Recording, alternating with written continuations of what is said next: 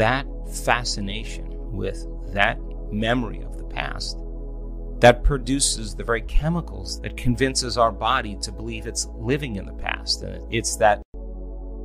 Hello, and welcome to the Pacific Channel, where you learn about the law of attraction, how to manifest anything you want, meditation, and more. In this part 1 of 2 videos, Dr. Joe Dispenza talks about who we really are, the problems that we have, and what we must do to change and improve our lives. He starts off by talking about how we are a combination of both animals or mammalian and divinity. I like how Abraham and Dr. Dyer described it by saying that you are the leading edge of source energy. Our physical material world is not less than, it is the leading edge of the divine. This is not some lower level of existence. It is the level that all of source is most interested in too. But most of us have been taught the opposite of that. We are the furthest extension of source energy. We don't have to become the divine. We are a combination of the divine and the physical. Dr. Joe talks about how our first 3 energy centers are connected to our humanity and how there's nothing wrong with that. What he means is that it is perfectly fine to enjoy all that our physical life has to offer. But when our energy centers get out of balance, we may live in a feeling of aggression or anger or hostility, or the negative emotions of fear, anxiety, and worry. The problem is that a lot of us get stuck with memories of the past. We freeze frame bad, negative past events, and our bodies believe that we are living in the past instead of the future that we want to create. So the challenge is to catch ourselves in those moments when we find ourselves thinking about the familiar past. And when we catch ourselves thinking negative thoughts, we can challenge it and purposely think thoughts about what we want instead of what we don't want. He talks about how you must become the governor of your thoughts and of the images you have. Let's listen to Dr. Joe explain it.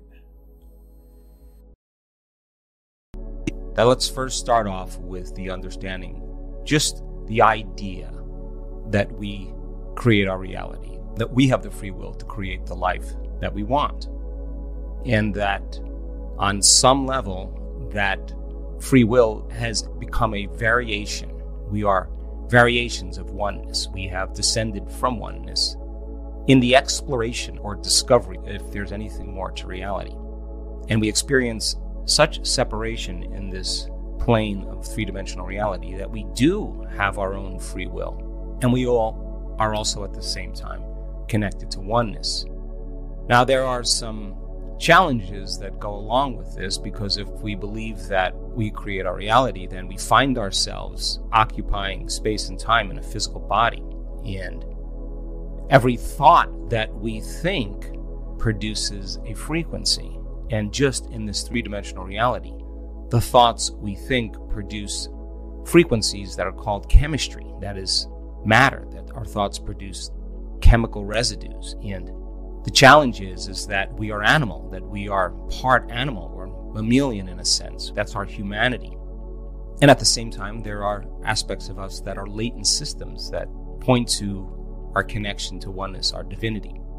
And we are a combination of both. And the first 3 energy centers of the body are those centers that in some way, shape, or form connect us to that animal self, our humanity. And there's nothing wrong with that. That's just how we function with a body. The challenge, of course, is that when these energy centers get out of balance, and they get out of balance because the majority of the thoughts that we think in the illusion of this hallucination called 3-dimensional reality, where we experience separation, that the majority of the thoughts that we think produce certain frequencies called chemicals that signal hormonal centers that activate those first 3 centers. And it's those first 3 centers that tend to cause us to, over time, start to function out of balance. They get out of balance.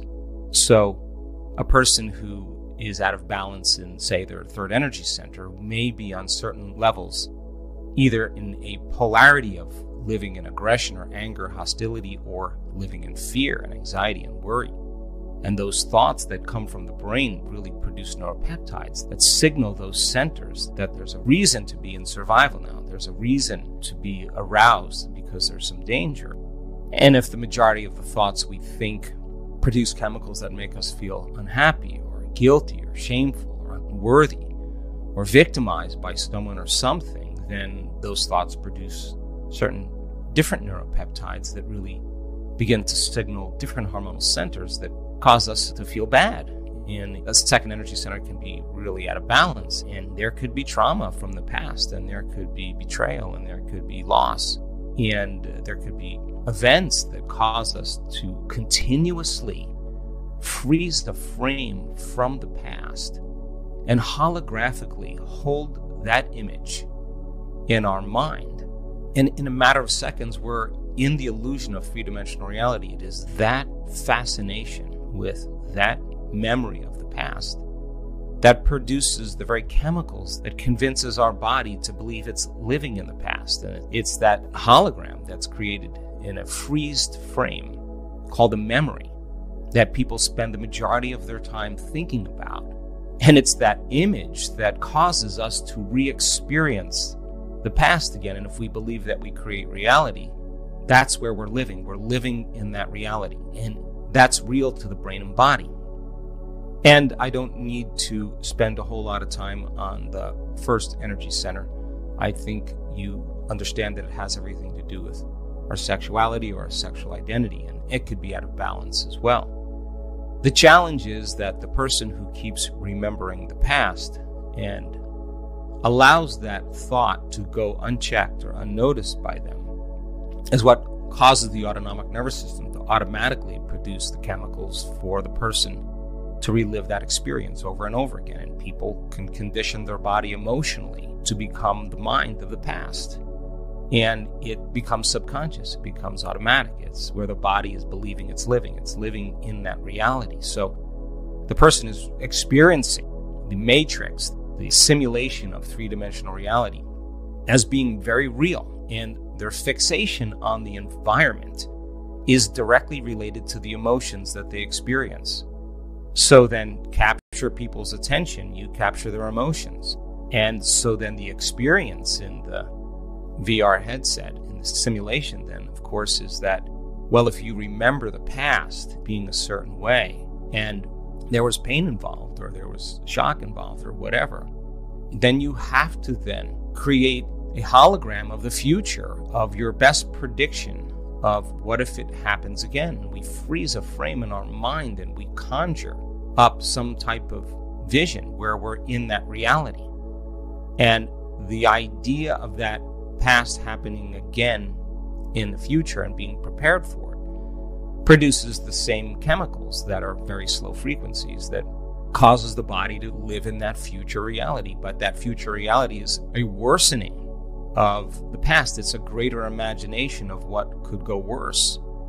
And it's those thoughts that program the autonomic nervous system to do the exact same thing. So if the majority of our thoughts and feelings then are connected to our first three energy centers, is we have a lot of familiar past that we live by every day, and then there is that predictable future, and that becomes subconscious or unconscious over time. And so we have worked really, really diligently in our seminars, our events, our week-longs, and research is actually showing that if you can get the body out of the past and into the present moment, and there will be a battle that goes on, because that animal self that is living with those primary thoughts and feelings is, in a sense, unbridled and it's untrained. And so teaching people how to be the governor, to be the guardian of those images and of those thoughts is really the most essential part of the work that we do here.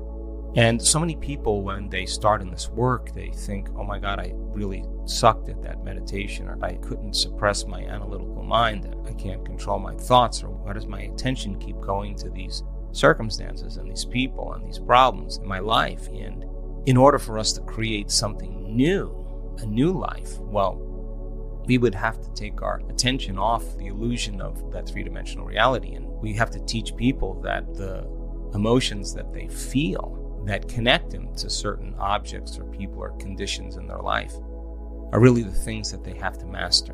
And so giving people the ability to catch that thought, catch that frozen hologram, that three-dimensional space-time moment, and catch yourself going back to the past is the work. And that's doing your meditation right. That is exactly what we have to do. We have to become very conscious of those unconscious thoughts that normally slip by our awareness unchecked, that it actually programs us to be a certain way. Now, let's talk about programs, because here you are taking on a character with free will in the illusion of separation all the way down into density. And there are certain things when we are awake or aware that we're a body local in space and time, we come pre-programmed. We come pre-programmed for survival. Why? Because that's been the name of the game for millennia. That there's poisonous bugs, and there's animals that bite, and there are cliffs, and there's famine, and there's droughts, and there's warring tribes, and you could get hurt. And so we come pre-programmed with certain things that keep us safe in this environment. And fear is a healthy emotion to feel. If you're scavenging for food and you see something that's potentially dangerous, you don't move towards it. That would go against the program. The fear is adaptive. You got to run from it. And so we come with these programs that are genetically hardwired in the DNA of the sperm and the egg. And that pre-programmed system then also comes with another layer of programs from the progenitors, from the gene expression of both donors, both parents. And the cross-linking of that information then creates another level of latent programs that sit there that ultimately over time become activated, because then when we are born, we actually observe the behaviors of the very stewards that raise us. And so we learn from mirror neurons to behave in similar ways. And that becomes another program that we develop beliefs about all kinds of things, whether it's God or money or class or color, whatever it is. We take on this character and we have parents, or we don't, or we have family, and we were born into a certain culture and we're educated in certain ways and we learn certain things, and they become automatic programs over time. And those cultures, then there's races. And of course, there's more information that's encoded in the program. And we can program us as human beings into all kinds of beliefs. And so then the belief that our environment is controlling the way we feel and think actually is an unconscious belief that many people have. And they may say, well, I think I create my reality, but our response to our environment many times causes us to feel and think equal to our memory of whatever it is that we're embracing in that present moment. And so that becomes the challenge, because now we rely on the outer environment, the conditions in our outer world, to make some of those feelings go away that cause us to feel separation or lack or imbalanced or stressed or whatever we want to call it. That when we rely on the outer world then to make it go away, then for the most part, we understand then that we need something outside of us to take away or change the feeling inside of us. And yet that divine aspect of ourselves are latent systems that are embedded in the program that have to be activated. And in order for us to activate them and reprogram and do the same exact process, we would have to, on some level, understand that we would have to catch ourselves every single moment when we do go unconscious.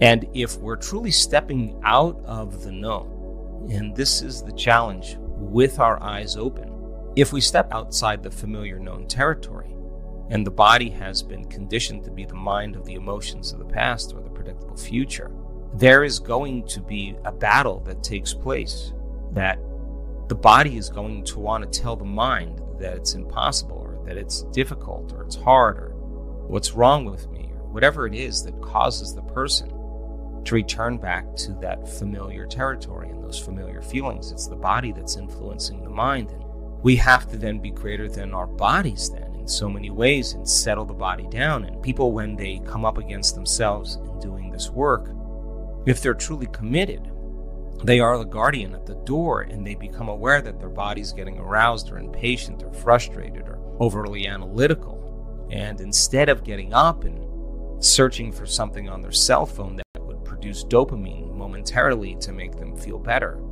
They're not reaching for anything. They're actually curious on some level what's beyond that agitation, like what's on the other side of it. And they settle the body down and they go a little further into the unknown. And it is that kind of awareness, and it takes an enormous amount of energy to do this, that causes people to start to train their body to be comfortable in the unknown. And when we catch ourselves in our unconscious behaviors, or we become conscious in our waking day that we're speaking a certain way or we're acting a certain way, then your free will to live as that individual, or my free will to live as that individual, is going along with a certain level of agreements. Then I would be agreeing to certain things about myself unconsciously. And so the guardian then remembers that there is something that can observe those thoughts, there's something that can become aware of those automatic programs that are hardwired, and can notice those feelings that keep us in the same reality every single moment of every single day. It goes against thousands of years of programming. And yet when the person actually can be aware that they're observing, then they're no longer their program. They're conscious now, their consciousness. And it takes that kind of awareness and that kind of energy to allow the body to rest in the present moment. And when the game of survival gets heightened because there's more unknowns, of course, it triggers automatic programs. And we're facing amazing times right now where so many things are happening in such a short amount of time. And yet, if you can stay relaxed and awake, and that seems to be the formula that we've come up with, relaxed in your heart and awake in your brain, that on some level, that place, that present moment, if that is the door out of the matrix, if that is the way that we can begin to no longer respond to the environment and have the environment control our feelings and thoughts, and if we can disconnect from our environment, and our community does that really well, to disconnect from the sensory input that the body is experiencing in the environment, and to get beyond its habits and its emotions that it's been conditioned to, and to rest in that present moment, in the unknown, and teach the body that the unknown is okay. That's the place that we can create from. It goes against all those programs. The divine begins to awaken in the person. We see this kind of processing that takes place. If the person's the governor, the guardian at the gate that's catching every thought, that produces every typical feeling or frequency, that's chemistry, and they're inhibiting that process, the inhibition of that process is doing the work right. And that is the overcoming process that is so important, that has allowed so many people in this work to reason with this information, to understand that the act of closing their eyes is to remember so they don't forget and go unconscious. That we can simplify it to that level, and the inhibition process is exactly what breaks classical conditioning. It's what breaks the conditioning. The inhibition of the thought, the catching of the thought, the no longer producing the same hormonal chemistry causes cravings in the body. It causes the body to have on some level of biological death, and the body's always going to try to tell the mind to return back to those flashbacks of memories that are holographic in the brain. And wow, we can talk ourselves out of a few.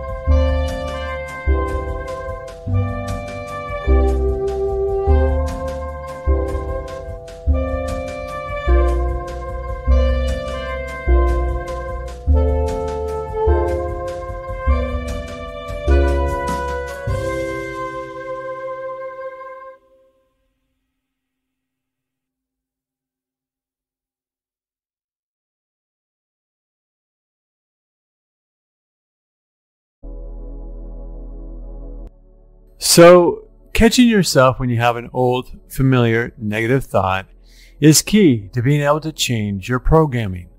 Your body is addicted to the chemicals that are excreted when we have those old, negative, familiar thoughts and feelings. The trick is to catch yourself when you're having an old thought, and then ask yourself if you really want to continue down that path of thinking. Why would you want to? What good would it do you? When you can monitor your thoughts effectively, you can begin to start to change every aspect of your life, from your health to your wealth. But like Dr. Joe said, don't worry about having the occasional negative thought. It's about how often you have the negative thought, how intense it is, and the duration.